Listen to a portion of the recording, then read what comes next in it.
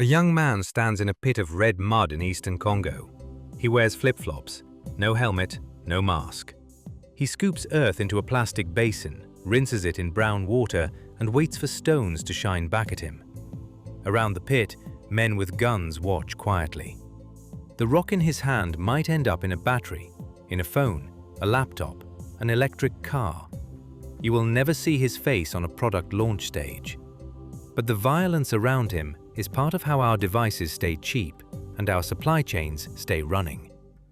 In late 2024, UN investigators documented how one cluster of mines in eastern Congo generated hundreds of thousands of dollars per month for armed groups. In early 2025, fighting around the city of Goma once again pushed families onto roads, into churches, into overcrowded camps. On paper, this looks like a modern, local war. Different factions, new acronyms, new headlines. But the architecture behind it is not new. We'll trace today's violence back to one moment, 1960, the year Congo became independent. We'll follow 5 moves set in motion during the Cold War that turned Congo from a newly independent state into a system where war can be profitable, democracy can be disposable, and mineral wealth can move while people stay trapped. And we'll ask a simple question. How did a coup in 1960 help decide who lives and who dies in Congo today? Welcome to Denk. Join me. Let's see a bigger world.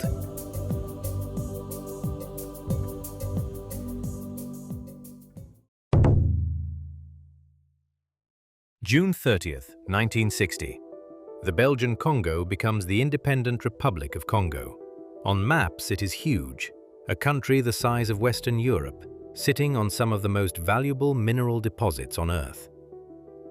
For 80 years, Belgium ruled the territory as a colony designed for extraction, not for self-government. Copper, cobalt, uranium, rubber, raw materials flowed out. Very little political capacity was built inside. One detail shows how strategic this ground already was. Uranium from the Congolese mine at Shinkolobwe was used in the American Manhattan Project during the Second World War. It helped build the first atomic bombs. By 1960, the Cold War is in full swing. Both superpowers understand that whoever influences Congo influences access to critical resources. Patrice Lumumba becomes Congo's first elected prime minister. He pushes for a united, sovereign Congo, free from foreign control. President Joseph Kasavubu represents another center of power. The army is commanded by Belgian officers. Local institutions are new, fragile, and untested. Days after independence, the army mutinies against its Belgian commanders. Belgium sends in troops, claiming it must protect its citizens. In the mineral-rich province of Katanga, politician Moïse Tshombe declares secession, backed by Belgian business interests. On paper, Congo is independent. In reality, parts of its territory, army, and economy are already slipping away. Lumumba turns to the United Nations for help. UN troops arrive, but with strict limits. They are not allowed to help Congo fight the Katanga secession militarily. Lumumba then seeks support from the Soviet Union. In Washington, this is read not as a desperate move by a trapped leader, but as a potential opening for Soviet influence in Central Africa. By August 1960, declassified State Department documents show the United States discussing covert plans to remove Lumumba from power. Congo is less than 2 months old. The first move in the blueprint is isolation. An elected leader is turned into a problem to be managed. Painted as unstable, dangerous, or likely to invite the wrong allies.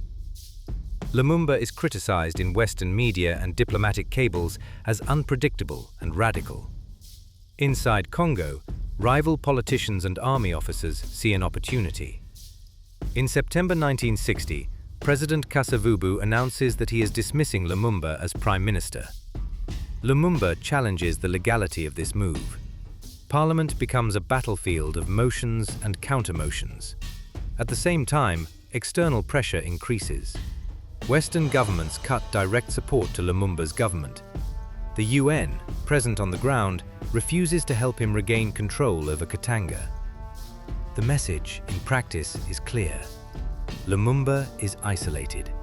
His options are shrinking. For the population, this creates a quiet but powerful lesson. If international backing decides who governs, the ballot box is not the last word.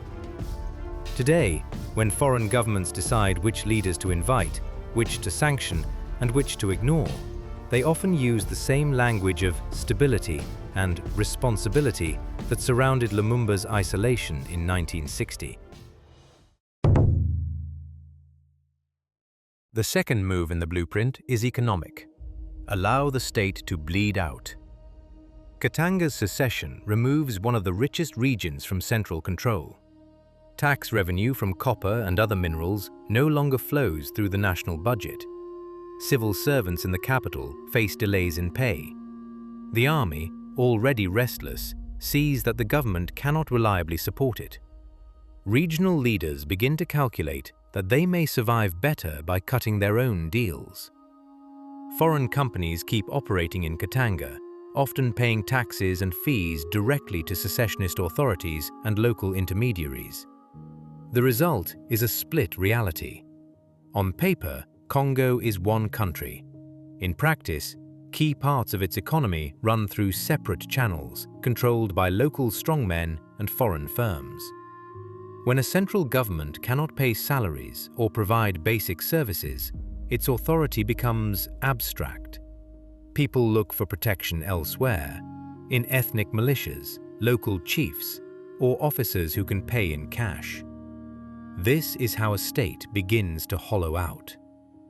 Today, when we talk about failed states or fragile states, we often describe this same process. Official borders exist, but the real power lies with whoever controls revenue streams on the ground. The third move is to let the army become the referee and then the player. On September 14, 1960, Colonel Joseph Désiré Mobutu announces on radio that the army is neutralizing politicians on all sides. He suspends parliament and claims he will restore order by removing both Lumumba and his rivals from active power. In theory, this sounds like a temporary reset. In practice, it is the beginning of military rule.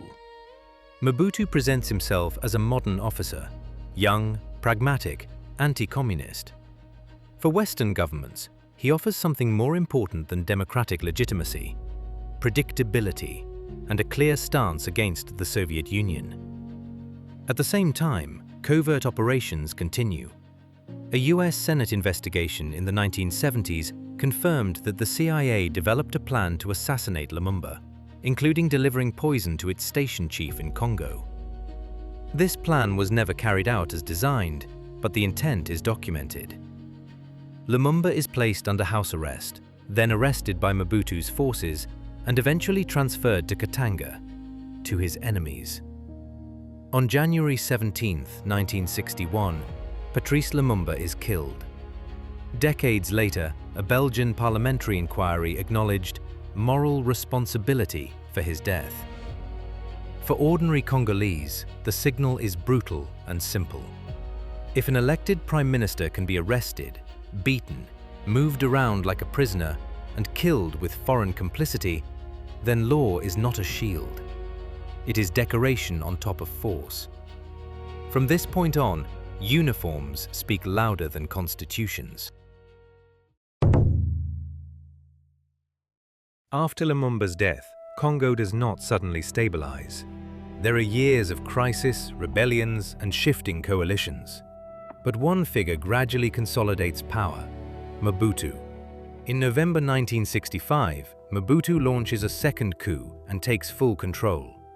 He will rule, under different titles and with a renamed country, for more than 3 decades. Foreign backing follows.